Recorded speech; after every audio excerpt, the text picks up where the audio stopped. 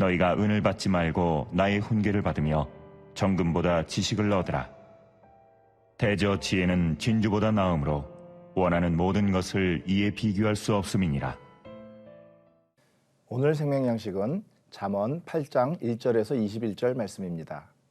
중요한 교훈이 여럿 있지만 이 가운데서 오늘은 어리석음에 대해 생각해 보고자 합니다. 먼저 4절과 5절을 함께 보시죠. 사람들아, 내가 너희를 부르며 내가 인자들에게 소리를 높이노라. 어리석은 자들아, 너희는 명철할지니라. 미련한 자들아, 너희는 마음이 밝을지니라.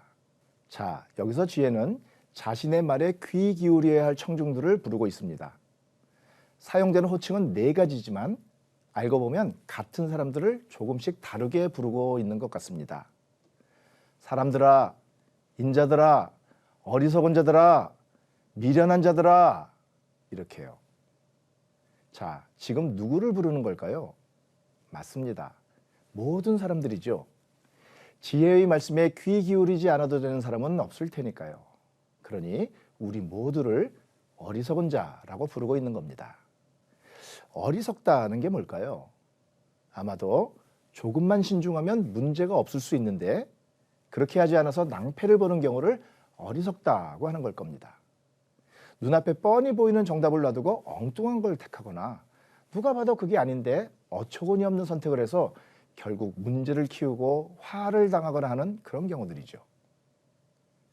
왜 이처럼 어리석은 선택을 할까요? 한마디로 자기 생각에 사로잡혀서 제대로 판단하지 못하기 때문일 겁니다. 표지판만 잘 봐도 길을 잘못 들지는 않을 수 있고 주위 사람들의 충고를 조금만 경청해도 허황된 이야기에 쉽게 현혹되지는 않을 수 있는데 자기 생각에만 골몰하다가 잘못된 결정을 하는 거죠. 전혀 몰라서 잘못 선택하는 게 아니라 신중하지 못해서 그러는 거기 때문에 어리석음은 무지와는 조금 다릅니다. 무지는 아는 게 없어서 문제가 되는 것이고 어리석음은 아는 걸 무시해서 문제가 되는 거죠. 그래서 어리석음이라는 것은 자기가 하고 싶은 것을 하는데 골몰하느라 자기가 해야 하는 것을 도외시하는 데서 비롯된다고 할 수 있습니다. 자기가 옳다고 생각하는 것도 실제로 옳은지를 검토하거나 확인할 필요가 있는데 그러한 신중함 없이 섣부르게 나섰다가 후회할 일을 하게 되는 거죠. 내가 세상의 주인이라면 그래서 내 마음대로 살아도 된다면 뭐 그렇게 해도 괜찮을 것 같습니다.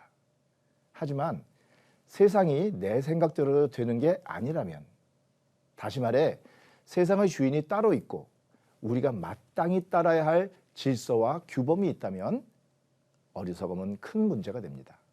이런 어리석은 자들에게 지혜가 소리 높여 하는 말이 본문 6절에서 11절에 나옵니다. 함께 보시죠. 너희는 들을지어다. 내가 가장 선한 것을 말하리라. 내 입술을 열어 정직을 내리라. 내 입은 진리를 말하며 내 입술은 악을 미워하느니라.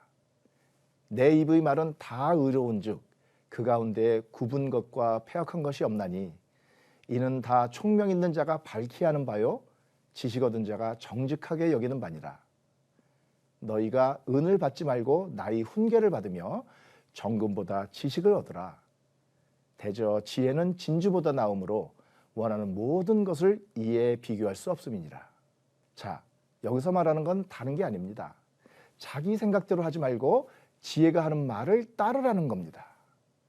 금이나 은, 진주같이 세상이 귀하게 여기는 것을 구하지 말고 지혜와 지식과 훈계를 받으라는 거죠. 그런데요, 일반적으로 우리가 지혜와 지식을 구하는 이유는 그래야 세상에서 성공을 하고 부와 명예를 얻을 수 있기 때문 아닌가요?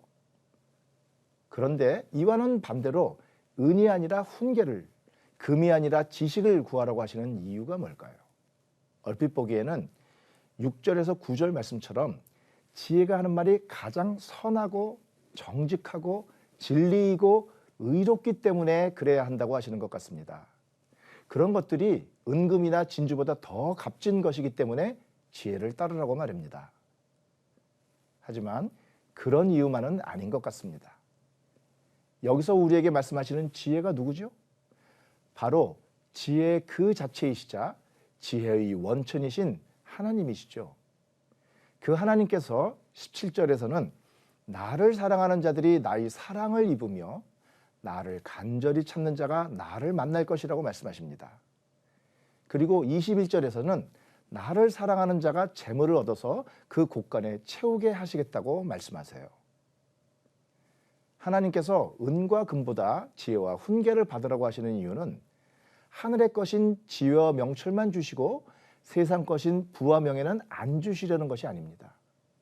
오히려 하나님의 말씀에 귀 기울이고 순종하여 자기 욕심, 자기 생각을 내려놓고 하나님의 뜻을 구하기까지 하나님을 사랑하는 자에게 지혜와 명철뿐 아니라 부귀와 재물도 차고 넘치도록 더하여 주시기 위해서입니다. 하나님께서는 당신의 백성들이 지혜롭지만 가난하거나 부유하되 미련한 자가 되기를 바라시는 것이 아니라 지혜롭고 부유한 자가 되기를 바라십니다. 여호와로 인해 부족한 것이 없고 여호와께서 베푸시는 것으로 인해 풍족하기를 바라시는 거죠. 여러분, 우리가 부와 명예를 구하는 이유는 그래야 행복하고 만족할 수 있다고 생각하기 때문일 겁니다.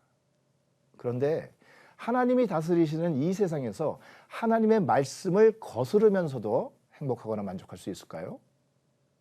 세상의 주관자이신 하나님께서 이미 복된 삶의 길을 가르쳐 주셨습니다. 그 말씀이 우리 손에 있고 우리 귀에 맴도는데 그 말씀에 귀 기울이지 않고 스스로 자기 식대로 행복을 구하는 사람은 어리석은 사람입니다. 그런 사람은 자기가 원하는 것을 얻을 수도 없고 얻어도 자기 뜻대로 사용할 수가 없고 자기 뜻대로 사용하더라도 그로 인해 기쁨과 만족을 누릴 수는 없습니다. 우리 모두 어리석은 자가 되지는 마십시다. 다 내려놓고 말씀에 귀 기울이십시다. 우리를 사랑하셔서 우리에게 복된 길을 가르쳐 주시는 하나님을 우리도 전심을 다해 사랑하고 그 말씀에 순종하십시다.